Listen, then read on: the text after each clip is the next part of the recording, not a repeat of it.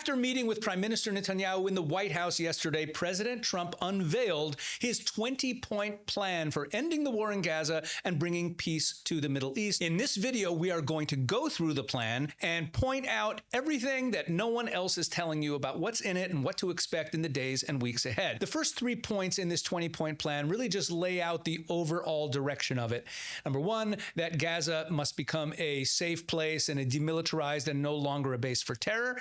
Number two, that the goal is to build a better life for the people of Gaza. And number three, that if everybody agrees to this proposal, the war will come to an end. Before we go on, make sure to go into the description of this video below and download the free ebook that is available there. This is a collection of columns that I've published over the course of the last year and a half since the beginning of the October 7th war. It really gives you a feel, like almost like a diary, gives you a feel for everything we've been through in this war. So go ahead and download that ebook. Number four, within 72 hours of Israel publicly accepting this agreement, all hostages, alive and deceased, will be returned. Now, what's so important about this is that it does not say that within 72 hours of both sides agreeing. It specifically says that within 72 hours of Israel publicly accepting the agreement, all the hostages have to be released, which means that Hamas really has no choice. This puts tremendous pressure on them.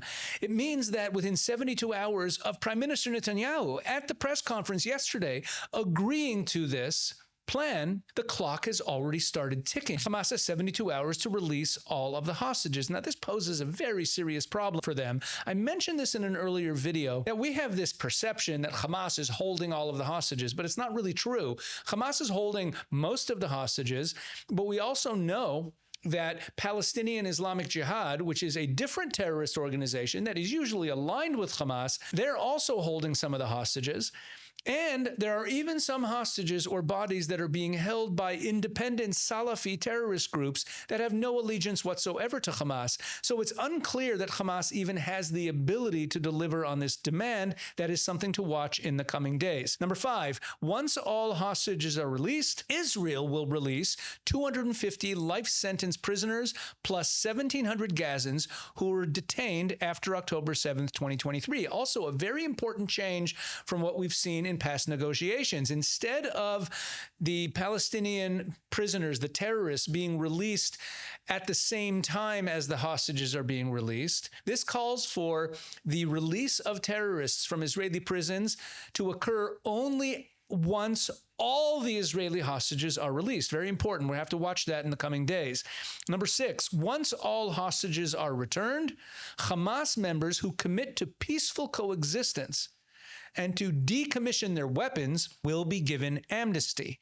Members of Hamas who wish to leave Gaza will be provided safe passage to receiving countries. So if there are Hamas fighters who are worried that they're going to be killed or they're going to be arrested simply for being Hamas, they will be granted amnesty as long as they agree to lay down their weapons and or leave the Gaza Strip. I'm also interested to know who are these countries that would be willing to receive Hamas operatives. Remember, this isn't about regular Gazans who would want to leave the Gaza Strip. This is about Hamas terrorists who want to leave the Gaza Strip, and it talks about them being provided safe passage to receiving countries. I'd be interested to know who are these countries who would willingly accept Hamas terrorists. Then number 7 and number 8 talk about how aid will resume in large quantities and that it will be handled by the United Nations and its agencies. This is, of course, kind of suspect because, as we've talked about before, the United Nations staff in the Gaza Strip is mostly locals. We tend to think of it as, maybe some Europeans or some foreign nationals who are in Gaza working for the UN. But for the most part, it is local Gazans. And we know that most of the UN employees in the Gaza Strip are actually ideologically aligned with Hamas. So it'll be interesting to see how that plays out as well. Number 9 in the plan talks about governance of the Gaza Strip and who's going to be responsible for the day-to-day running of the Gaza Strip. And it talks about a new committee of international experts and qualified Palestinians who will work with oversight and supervision by a new international body, the Board of Peace, which would be headed up by President Trump and former UK Prime Minister Tony Blair, among others. And then it says that this body will set the framework and handle the funding for the redevelopment of Gaza until such time as the Palestinian Authority has completed its reform program. Now, this is a very important point in this plan because the prevailing wisdom by Western nations up until this point has always been that the Palestinian Authority has to be the governing body of any Palestinian self-governance at all.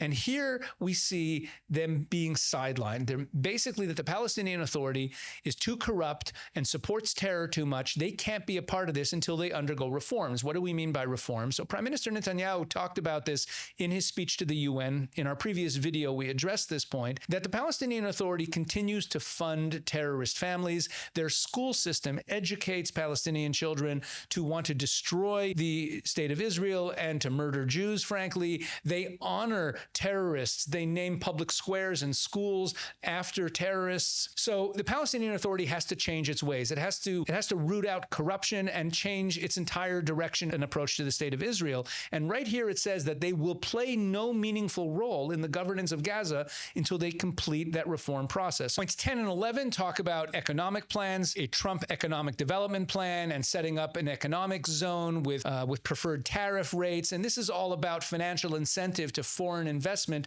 to come in and help rebuild Gaza. Point 12 is very interesting. Quote, "No one will be forced to leave Gaza, and those who wish to leave will be free to do so and free to return." This is backtracking a little bit on what Trump said near the beginning of the year when he made that famous announcement that the best thing to do is to remove all the people of Gaza from the Gaza Strip. And there was this great uproar from the Arab world. So now what Trump is saying in this plan is that, listen, no one's being forced to leave, but anyone who wants to leave can do so. So what to look for is, where are they going to go? Does this mean that Egypt is going to finally open its border and allow Gazans to leave and seek asylum in a neighboring country, as they are required to do by international law? Does it mean that there are other countries that are going to take in the Gazans? This document doesn't say who those countries are. It'll be interesting to watch what happens with this. Number 13 is one of the longest and most interesting in this entire document. Hamas and other factions agree to not have any role in the governance of Gaza, directly, indirectly, or in any form. There will be a process of demilitarization of Gaza under the supervision of independent monitors. And then at the end of this clause, it states that New Gaza will be fully committed to building a prosperous economy and to peaceful coexistence with their neighbors. So you put this all together, what number 13 is saying is that Hamas is going to agree, or be forced to agree, to not have any role in the governance of Gaza, and that it will be completely demilitarized. How exactly the weapons will be taken away from Hamas, how exactly the Gaza Strip will be demilitarized and Hamas and the other groups are not going to play any role is unclear. And that final line, that Gaza will be fully committed to building a prosperous economy and peaceful coexistence, how is that supposed to happen? I mentioned a couple videos ago that the Palestinian people, the people of Gaza themselves, when polled as recently as May 2025, were opposed to Hamas laying down its weapons, even if it meant ending the war. This is a radicalized population. So this might just be wishful thinking by Westerners who believe that economic prosperity and peaceful coexistence are important values to the people of Gaza, even though we've seen time and time again that their fanatical religious ideology is more important to them than even their own economic well-being. Number 14 just says that there will be regional partners who will ensure that Hamas complies with all of this. How exactly is that supposed to happen? Well, number 15 states that the United States will work with Arab and international partners to develop a new security force called the ISF, the International Stabilization Force, that is going to be led by the Jordanians and the Egyptians, with some Palestinians who are trained to be a kind of police force. So I guess what they're saying is that this new sort of Palestinian police force under the guidance of Egypt and Jordan is going to somehow enforce the demilitarization of Hamas and the other terrorist groups. Count me as a skeptic that this will ever happen. And then in number 16, Israel will only be withdrawing from positions in Gaza as this new security force, this ISF, stabilizes the situation there, meaning Israel's under no obligation to withdraw if there's no stability and peace and security by this ISF. Number 17 is huge. What number 17 says is that if Hamas rejects this deal, then it's going to go forward anyway in the areas that are already fully under IDF control, that then get handed over to this new security force. In other words, the distribution of aid, the de-radicalization programs, the economic development programs are all going to already move forward in areas that are under IDF control.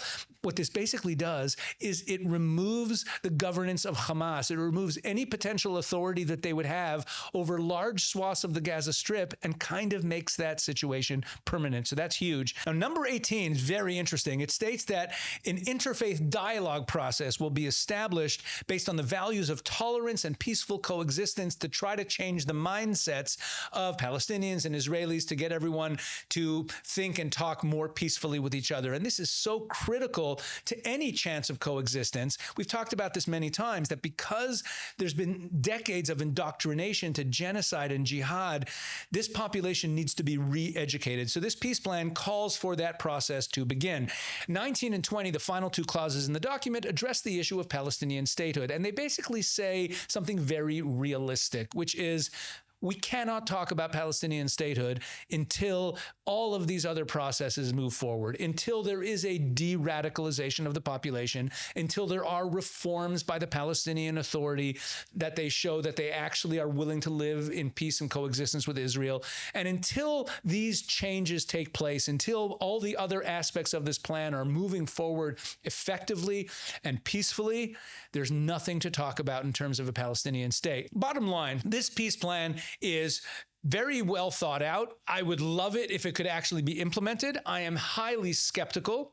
Number one, because there's very little chance that Hamas will accept this. Number two, there's far too much reliance in this plan on Arab states themselves policing it, on Arab governments making sure that Hamas complies, or making sure that Hamas is disarmed and demilitarized and removed from the Gaza Strip. The chances of Arab governments coming in and going head-to-head with Hamas and actually enforcing all of this, I believe, are very slim. So I appreciate President Trump's plan, but the chances that it is successful, I believe, are slim. Let me add a final point. The foreign ministers of Saudi Arabia, Jordan, the UAE, Indonesia, Pakistan, Turkey, Qatar, and Egypt have all said that they express support for this plan.